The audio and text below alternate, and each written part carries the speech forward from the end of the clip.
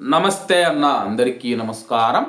Kuwait ఎయిర్పోర్ట్లో వస్తూ ఉన్న ప్రయాణికులు ఎవరైతే ఉన్నారో వాళ్ళను క్షుణ్ణంగా పరిశీలిస్తూ ఉన్న విషయం అందరికీ తెలిసిందే.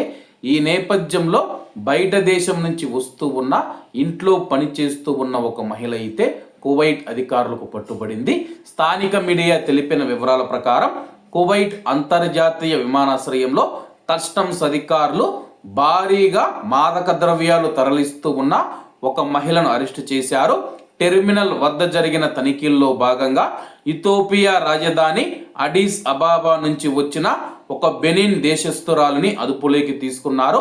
అలాగే ఆ యొక్క ఇంట్లో పనిచేసే మహిళ మనం చూసుకుంటే తన వెంట తెచ్చుకున్న బాడీ పౌడర్ డబ్బాలలో అత్యంత చాకచక్యంగా దాచి ఉంచిన 3458 టఫెన్డాటాల్ మత్తు మాత్రలను అధికారులు గుర్తించారు.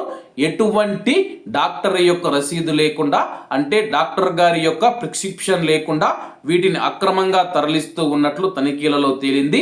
నిందితురాలు కువైట్లో ఒక ఇంట్లో పనిచేస్తున్నట్లు సమాచారం. పట్టుబడిన మాత్రలను స్వాధీనం చేసుకున్న అధికారులు తదుపరి విచారణ నిమిత్తం కేసును మాదక ద్రవ్యాల నియంత్రణ విభాగానికి అప్పగించారు. కువైట్ దేశంలోకి మాదక ద్రవ్యాల అక్రమ రవాణాను అడ్డుకోవడంలో ఎయిర్పోర్టు మరియు అన్ని ఓడరేవుల వద్ద తనిఖీలు మరింత కఠినతరం చేస్తామని చెప్పి కస్టమ్స్ అధికారులు ఈ సందర్భంగా స్పష్టం చేశారు. కువైట్లోకి ఎవరైనా వచ్చేటప్పుడు చాలా జాగ్రత్తగా ఉండండి. డిసెంబర్ 15వ తేదీ నుంచి కొత్త మాదక ద్రవ్యాల చట్టం అమలులోకి వచ్చింది.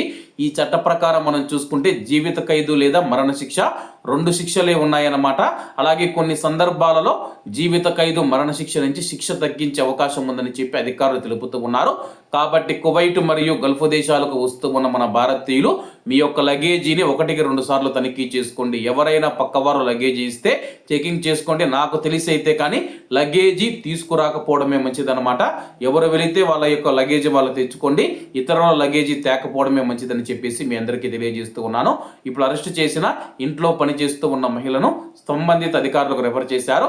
వాళ్ళు చట్టపరమైన చర్యలు తీసుకొని కోర్టు ముందు హాజరుపరిస్తే కోర్టు ఏ శిక్ష విధిస్తుందో వేచి చూడాల్సి ఉంది. కాబట్టి అందరూ బాగుండాలి, అందులో మనం ఉండాలి. అందరికీ నమస్తే అన్న, జై హింద్.